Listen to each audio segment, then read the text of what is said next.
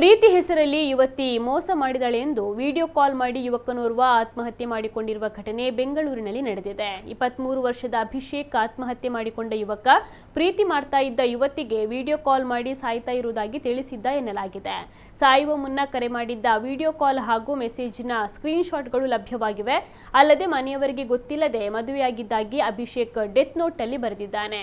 ಯುವತಿಯ ಹಿಂದೆ ಬಿದ್ದಿದ್ದಾನೆ ಅಂತ ಅಭಿಷೇಕ್ ಮೇಲೆ ಆಕೆಯ ಪೋಷಕರು ದೂರನ್ನ ನೀಡಿದ್ದರು. ಸ್ಟೇಷನ್ನಲ್ಲಿ ಇಬ್ಬರ ನಡುವೆ ರಾಜಿ ಸಂಧಾನ ಕೂಡ ನಡೆಸಲಾಗಿತ್ತು. ಅದಾದ ಬಳಿಕ ಇಬ್ಬರು ಕದ್ದು ಮುಚ್ಚಿ ಮದುವೆಯಾಗಿದ್ದರು ಎಂದು ತಿಳಿದು ಬಂದಿದೆ. ಇತ್ತೀಚೆಗೆ ಯುವತಿ ಅಭಿಷೇಕ್ನನ್ನ ಅವಾಯ್ಡ್ ಮಾಡ್ತಾ ಇದ್ಲು. ಹೀಗಾಗಿ ಡೆತ್ ನೋಟ್ ಬರೆದಿಟ್ಟು ವಿಡಿಯೋ ಕಾಲ್ ಮಾಡಿ ಅಭಿಷೇಕ್ ಆತ್ಮಹತ್ಯೆ ಮಾಡಿಕೊಂಡಿದ್ದಾನೆ. ಸದ್ಯ ಪೊಲೀಸರು ಯುವತಿಯನ್ನ ವಿಚಾರಿಸ್ತಾ ಇದ್ದಾರೆ.